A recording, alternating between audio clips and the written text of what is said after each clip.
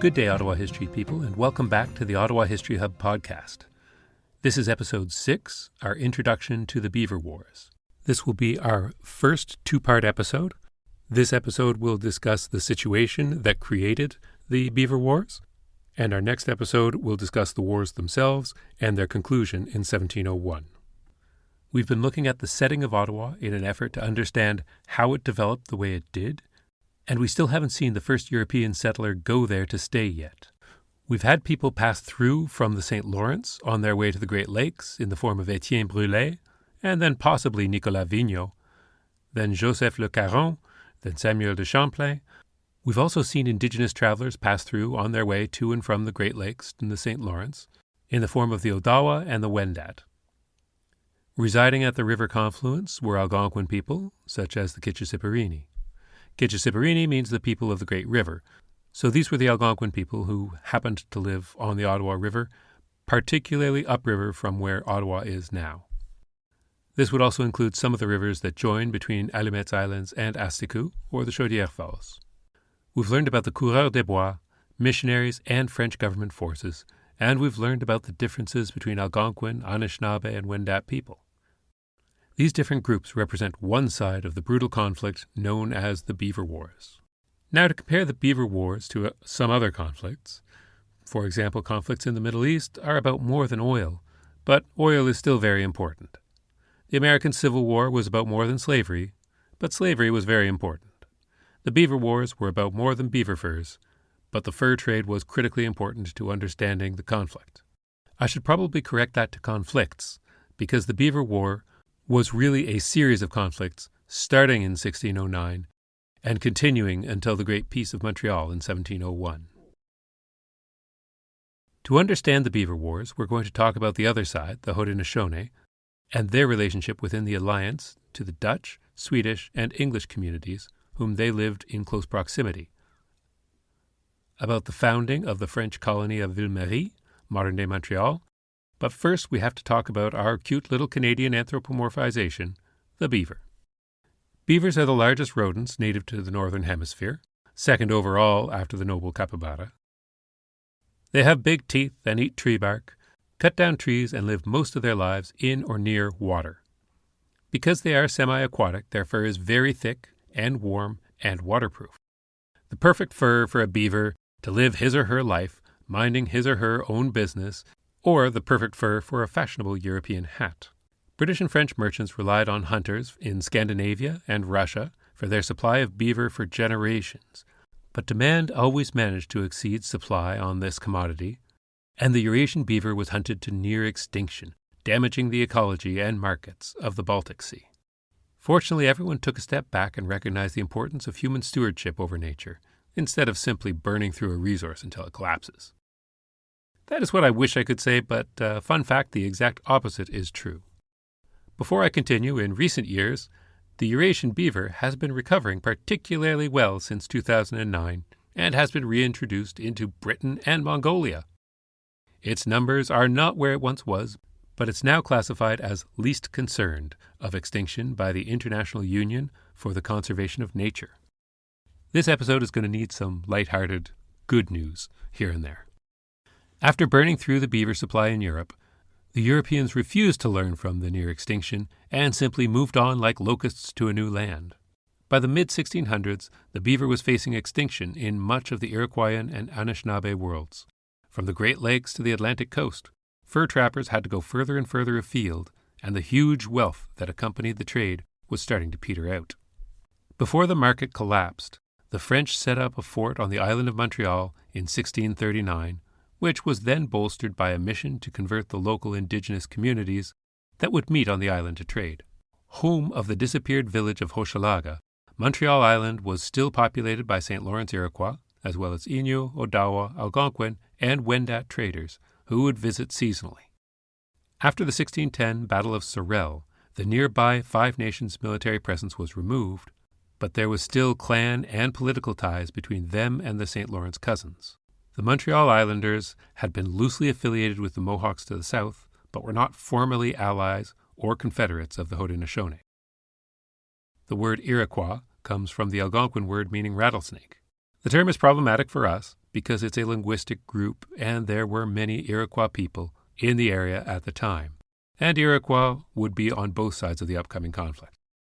On the French side of the conflict, the Wendat, Mohican, Petun, Erie, Susquehannock, and Neutral were all Iroquois-speaking people, as were the descriptively called St. Lawrence Iroquois.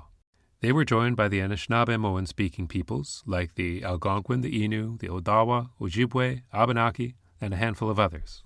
When older history books refer to the Iroquois, they are normally referring to the Iroquois League or the Iroquois Confederacy that was based on the south bank of the St. Lawrence, south of Montreal, through New York State and New England.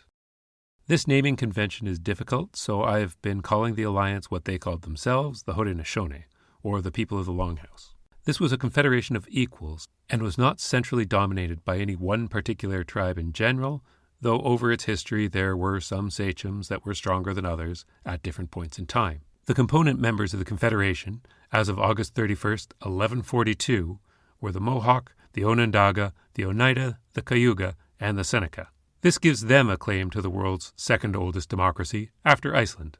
Within these tribes were various clans, so the Mohawk and the Onondaga would have a formal relationship, but the Bear clan from one and an Eagle clan from another would have a layer to that relationship. There were also clan affiliations, such that the Bear clan member of one and the Bear clan member of another would also be considered as kin and forbidden to marry. These were nations with complex alliances, and just referring to them as the Iroquois or the Indians diminishes their status among the nations of the world as nations with agency and would treat them as a form of flora or fauna in the Europeans' colonial adventures. In addition to the internal relationships between the component peoples, the Haudenosaunee lands bordered on the lands of the English settlers in the imaginatively named New England, the Dutch on the Hudson River in the New Netherlands, and the Swedes in the Nyaesvirge, or New Sweden, on the Delaware and up to New Jersey. All of these Europeans had an appetite for beaver fur and a nigh endless supply of useful materials in textiles and metalwork. The Haudenosaunee had strong ties with the Dutch, particularly after 1648, when they became the first European power to lift the ban on trading muskets to select customers in the Americas. So in the 17th century, this was the external situation for the Haudenosaunee. To the north and west, the Anishinaabe were in the Great Lakes and the Ottawa Valley. Other Iroquois were south of the Great Lakes and the St. Lawrence. To the north and east, French were in the St. Lawrence and expanding to Montreal. To the east, the English were expanding in New England, and the Dutch and Swedes were largely remaining stable where they were in the west and south. Beavers were fleeing from Iroquois lands, and metal tools were coming in. Everyone was happy with this arrangement at the time, except, of course, the beavers. Christian missionaries were coming into Haudenosaunee territory, which was at first seen as a mild nuisance but would later be a significant problem, bringing the Catholic versus Protestant conflict that was tearing apart Europe to a whole new continent. Another unsuspecting import were infectious diseases. Many Europeans carried diseases in a dormant state, because they had natural immunities and antibodies, so that some previously deadly diseases would manifest as a flu or an occasional malady. This was an example of a survivor bias, in that the people who were susceptible to a disease would die in infancy, and those who had a resistance were able to sail across the sea and come to the New World. Indigenous people in the Americas had no biological experience interacting with the diseases and the microbes that accompanied the Europeans or their farm animals or the pests that accompanied those domestic animals. In addition to the trade of furs and metals, a new exchange took place, where the indigenous nations got smallpox, bubonic plague, chickenpox, cholera, the common cold, diphtheria, influenza, malaria, measles, scarlet fever, typhoid, typhus, tuberculosis, and pertussis. And in exchange, the European settlers met syphilis. This trade was especially acute among the Algonquin and Haudenosaunee, who bordered on European territory and people. The Haudenosaunee more so because of their close proximity to the new English settlers, because while the French, Dutch, and Swedes were setting up trading posts and small farms, the English were more enthusiastic about spreading farmland and trying to establish cities like Boston, where the dense population were more conducive to contagion. Of these illnesses, smallpox was the most virulent. Haudenosaunee means the people of the Longhouse, as multiple families and clans would live together at different ends of the same long building. They would eat from the same communal bowls and spend the winters together, keeping warm together in these longhouses. When Samuel de Champlain arrived on the St. Lawrence and founded New France, the Five Nations consisted of over 100,000 souls. When New France fell in 1759, there were approximately 12,000 left. Close to 90% of the population was gone. While there was a form of literary record-keeping among the Haudenosaunee, the majority of the generational wisdom and learning was stored in the heads of the elders. They had lived through much and would remember so much of the past, so much knowledge of medicine and nature and political alliances with neighboring tribes. They were the memory of a nation. Predictably, the elders were the most likely to die of any diseases. The next most likely to die would be the infants, the future of the nation. Different groups and settlements of Haudenosaunee suffered different levels of decimation. Some lost 30%, some lost 90%, some escaped untouched because of extreme isolation. The loss of life was atrocious, and the loss of cultural capital was as well. As we've discussed earlier when talking about Haudenosaunee and Anishinaabe people, these are signifiers of language and cultural groups, not really ethnic identities, because there was a high instance of adoption and intermarriage. Algonquin and Iroquois wouldn't look at each other as different biological races so much as rivals of different teams. The rivalry could get heated and violent, but if someone leaves their team and comes over to the other one, well, they're one of us now. Prior to the arrival of Europeans, wars happened between different nations in the Americas, but they would most commonly be classified as raids or attacks, rather than the prolonged death spiral that we think of now when we say war. Group A wanted resources or territory from Group B, so they attacked and either took what they wanted and retreated home, or chased Group B off and claimed the territory for themselves. Not pleasant, but pretty typical of the human experience.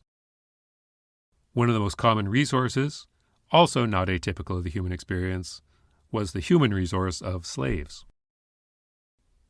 Slavery in the Americas prior to colonization is not the same kind of chattel slavery that developed later on and that we think of when we think of the American South, although it was much more widespread than just the South. Slavery among Haudenosaunee and Anishinaabe would involve the capture, not trade, of humans through violence, usually a raid or other attack. Prisoners would often be tortured. This would end often with the death of the prisoner, but sometimes with their enslavement. If a family lost a member, a son or a daughter, then it would not be uncommon for the community to raid another community and take a replacement. This member would be forcefully adopted into the family in mourning to take the place of the lost loved one. Women and children would be most likely to accept and adapt to this new position. Adult males were less likely, and so less commonly survived the initial torture. This brings us to the early 1630s, when the Haudenosaunee were decimated by disease, mourning the loss of families and clans that had been forcefully readjusted into new communities in order to simply survive. One can imagine this on a personal level by thinking of any community of which you're a member. A country, a city or town, a school, an office building, a sports team, any group losing so much and trying to continue on in their diminished state. But on a corporate level, the strongmen of the Iroquois world faced destruction, which created a power vacuum abhorred by nature. In 1628, the Dutch liberalized the trade of firearms with the Haudenosaunee, and one of the constituent groups in particular, the Mohawk, took these muskets and hunted prey larger than beavers. They attacked the Niagara Peninsula and the Algonquin peoples who lived there, the Mohegans and the Mississauga. Not for land or beavers or control of the roots, but for people. They came with the best firearms of the day, manufactured in the armories of the Netherlands, and with a motivation based on sorrow and desperation. This was the start of a series of events called the Morning Wars. Morning is in grief, not sunrise. It would forever reshape the polity of the northeastern quadrant of the continent. The Morning Wars took place against the backdrop of the Beaver Wars, which was a colonial name for the conflict. While beaver pelts were a great source of riches for everyone involved, and the control of that resource was important to the Europeans and their indigenous trading partners, there was a lot more than just the fur trade going on at this time. There was an upsetting of a political order that had brought stability for centuries and would eventually result in a refugee crisis that would upset the order of affairs across the continent, even among nations that had yet to hear of the French, the Dutch, or the English. Thank you for listening to the Ottawa History Hub podcast. This concludes part 1 of our discussion of the Beaver Wars. We've discussed the players involved and the conditions that made the war inevitable. In our next episode, we'll discuss the wars themselves and how they led to the final Great Peace of Montreal in 1701. Please take a moment to give us a 5-star review on whatever podcatcher you use, or preferably write a short review. This helps the algorithm promote the podcast, which is essential as I start out. I really appreciate it. You can send me an email at ottawahistoryhub@gmail.com, or follow me on Facebook at Ottawa History Hub, or X Twitter at OttHistoryHub. That's OttHistoryHub. Please visit our website at ottawahistoryhub.com. Take care, everybody. Advance Ottawa, en avance!